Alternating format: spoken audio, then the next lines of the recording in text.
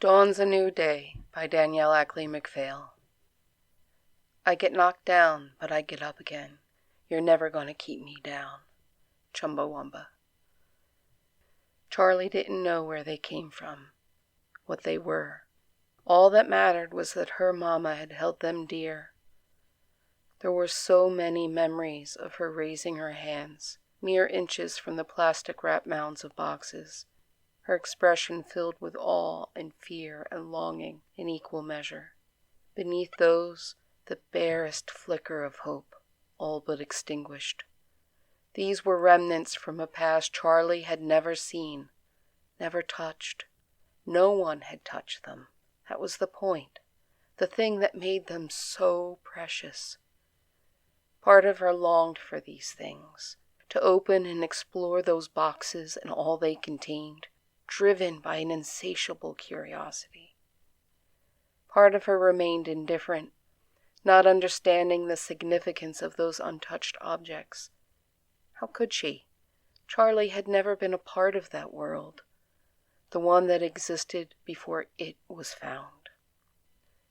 From the Journal of Amelia Gates, Forensic Technologist, circa 1 N.A. The artifact was discovered in a pile of cooling rock at the edge of a new fissure vent on Mount Vesuvius. Markings covered the sleek, tooled metal sides, vaguely familiar, as if we should know them, but unlike any identifiable form of writing ever studied since the beginning of recorded history. Smooth and ageless, a timeless work of art. Clearly manufactured, but by no means anyone recognized, of materials that defied identification. The object evoked a sense of wonder in all who saw it, followed by the overwhelming desire to discover its secrets. Some said it glowed faintly green outside of direct light. They craved to touch it. Others couldn't get away quick enough. To the media, it was pure gold, even though it wasn't. End entry. They lived in a library at a college where Mama had sometimes taught in the before time, not out in the open, where anyone could see them through the plate glass windows, but in a back room. Mama called it a break room, with no windows at all, but at night. From a young age, Charlie had roamed the stacks by moonlight, devouring any book she could reach. The words on the page fascinated her nearly as much as Mama's boxes. Agriculture, science, modern dance, computer programming, cooking, herb lore, mathematics. Any and all knowledge drew her interest. She explored her little world, imagining what it was like, full of people doing and working on things she'd only read about. She sat at the computers and pretended they were still full of light and life and knowledge, but never when Mama might catch her. Sometimes for hours she would sit there and turn them on and off just to watch the screen glow to life, powered by the solar panels they'd installed on the roof. From the Journal of Amelia Gates, Forensic Technologist, circa 2.3 N.A. They didn't bomb us into the Stone Age, whoever they are or were, but they did set us on our collective technological asses. It took us a little while to figure out what was going on. The virus spread over time, slow but steady, unrealized and insidious. We don't even understand how it happened, how it could happen. The damage already irreparable before we even figured out what was going on. Like any social disease, by the time someone determined how it spread, the damage was done. In less than 6 months, over 100 years of computer development had begun to unravel. You would have thought the first systems affected would be those in direct contact with the artifact. But they weren't. The world had begun to deteriorate even before the object hit the testing phase. We were doomed the moment it was found. The moment the kid who fell over it picked it up in awe to marvel at his find. No one bothered with quarantine procedures. It was a thing brought up from the earth, purified by fire. Who would have thought we needed to? At first, innocuous things like ATMs and health trackers and home PCs glitched, then seemed to be fine, until they weren't. Driving any car built after 1968 carried an element of risk in proportion to the number of computer chips that went into its design and their respective functions. People fell back on the old ways. Thrift stores and consignment shops and junkyards became the new places to shop. Anywhere people could find old tech, the type anyone could repair, things that didn't need a computer degree to operate. The attack was multi-pronged. We determined that much. Things couldn't fail all at once. That would be self-limiting. Our dependency had to persist for the contagion to spread. Anything mankind touched became a carrier, until every computerized system melted away like so much broken code. Not all of our tech failed, just anything with roots set in Silicon Valley. Like a person with dementia, the hardware worked just fine. The software, that shredded like books torn page from page. Anything networked followed. Corporate, government, military, international, it didn't matter. No system was safe, not even those beyond Earth's sphere. We didn't learn that until satellites started falling from the sky. And who knows what happened to the ISS. Our technological base crumbled as exponentially as it had grown. No one knew how to cope, knocked back into a strictly mechanical world. End entry. Charlie had always been told never to touch the things in Mama's prohibited stash, but they called to her, captured her attention, and would not let go. They were smooth and bright and looked cool to the touch. She resisted the call for a while, but couldn't manage forever. Once, when Mama was away finding food, Charlie crept close and pulled one of the objects from its cocoon. It was flat, like one of the handheld chalkboards she'd learned her words on. But when she touched a depression on the side, bright light came from beneath the center glass. A mere touch called up pictures that moved, colorful and cute, like it was meant for a child. She was lost in the glow and the movement, hardly noticed Mama's return. She looked up from the tablet to see a look of horror on her mother's face. Charlie quickly dropped her gaze and thrust the forbidden object away from her. She watched Mama through her lashes as Mama snatched it up, and the shock turned to awe as she swiped a finger across the screen.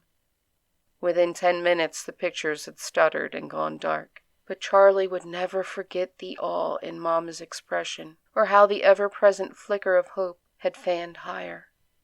Mama had dropped the dead tablet and scooped Charlie up in a tight hug, murmuring, "Could it be that simple?" Charlie hadn't known what she meant then. She remembered growing tenser as the seconds passed, her nerves on overload, until she had stiffly jerked away, avoiding her mother's fleeting look of hurt as she bobbed back and forth until the stress bled away. "Don't worry, my special child," Mama had murmured. "I understand." Mama had been gone a while now, the life gone out of her, just like the computers out in the library. Only there was no way to turn her on and off again. All Charlie had left of her was her journal, the pages soft and creased and worn with rereading, still echoing with Mama's voice, if only in her head. Charlie used the knowledge she gained from it to carry on. From the Journal of Amelia Gates, Forensic Technologist, circa 4 NA. We tried to rebuild, and that is when the truth came out. It wasn't just the computer systems that had been scrambled. The virus messed with our minds, rewrote our DNA, and jumbled our thought processes until anything related to computer tech read like ancient Greek. Going off the grid was no longer a matter of choice. The preppers had a field day being right. Everyone else clambered to catch up. Alternate energy sources kept the lights on, so to speak. Factories reworked their high-tech processes and dusted off mothballed machines from a bygone age. Craftsmen of any type were once more shown respect. It wasn't enough to save us. As a society, we became brutal, grabbing for whatever we needed, grabbing for what we could keep, instead of working together to rebuild. Most of us went to ground, afraid of the ensuing chaos. Some helped their fellow man, as much as they were able. But the new normal terrified us. Individually, we are capable of being noble. But humanity as a whole is horrifying when it's afraid. We could have sustained society quite well on low tech, as we had for most of our existence, if not for our fear. Unwittingly, we destroyed technology. Knowingly, we destroyed ourselves. End entry. It was time to remove the plastic. Time to open the boxes. It was time to honor the legacy Mama had left her, because without that legacy, there was no way to rebuild. For a fleeting moment, Charlie bobbed in agitation, the stricture against touching these things firmly ingrained. But the inner conflict could not stand against her overwhelming desire to discover the mysteries those boxes held. First, she moved everything from the room in which she had lived for 15 years, all but Mama's stash, the large battered linoleum table, and a single chair. Then she cleaned the space until not even a speck of dust remained, then cleaned it again. The linoleum was well beyond shining, but it did gleam. And then she stared at Mama's legacy. Large boxes and small, the World Gateway emblazoned along the side. Fitting, even if Charlie had no idea why that word was chosen. With meticulous care, she opened each one, drew out its hidden treasure, and set the box aside, careful to group the contents with the papers for each component. Monitors, keyboards, towers, mice, laptops, tablets. 5 of each except the tablets, all untouched until now. All uninfected, once destined to teach the next generation, now destined to save it. A small foundation upon which to rebuild the world. Challenge accepted. Without even unwrapping the manuals, Charlie set up her empire. Wires neat and orderly, components correctly and precisely placed, power source engaged. She reached for the power button, then slowly drew her hand away. Mama's written words came back to her. The hardware worked just fine. The software, that shredded like books torn from a page. Alone in this back room, touched only by her hand, these computers were fine. But no matter what she did here, it would never be enough. She had to rebuild. She had to reconnect. The infrastructure was out there, blank and void and waiting, but she never could dare touch it running on the old code. She needed to rewrite the language. She needed an antivirus. Pushing away from the table, she went for a walk, her mind working furiously on the problem. For days, then weeks, Charlie went on many walks. From the Journal of Amelia Gates, Forensic Technologist, circa 5 NA. The final entry. Society shattered like a finely balanced glass globe knocked from its plinth. Have the past 5 years been our crucible? Will the shards of society be reformed, better or worse than what we had been? Right now, all I see is a dark time. But I've begun to expect not everyone has been affected by the virus. That those on the spectrum, like my Charlie, are wired different enough to remain unaffected. Is this our light in the darkness? I look at my daughter and wonder. End entry. Charlie sat back hard on her heels and traced the webbing of scars across the back of her hand, to restore order to her own mind. Agitated, she resisted the urge to flutter that hand, just as much as she resisted the urge to reach out and run her fingers through the pile of shards before her, looking for order in the chaos, her mind already fast at work on putting that meaningless puzzle together, no matter how pointless it might seem. She watched the play of light and shadow on the dusty fragments, hinting at their former brilliance, the refraction of the images captured in the larger fragments. Her gaze narrowed, and her hands twitched, her head going completely still as her mind dove into the enigma, followed by her hands, sorting bits of glass with short, sharp motions, heedless of the specks of blood left behind on them. Her hands sorted glass, but her mind sorted facts. So many facts stored away over what had to be over a decade of reading, the scholarly treasure trove that filled her home. She was almost there this time, nearly broke through.